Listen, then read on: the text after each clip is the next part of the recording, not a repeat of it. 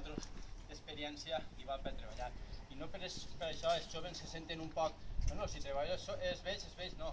Tingueu en compte que els joves arribaran a la nostra edat i el que fem, la societat que creem i som nosaltres, la van a tindre ells. Si creem ja aquesta societat que els vells no tinguin esperança, llàstima tinc els joves d'avui quan arriben a la nostra edat. Després jo el que sí que vull fer més força és en el col·lectiu de gent de més de 50, 55 i 60 anys.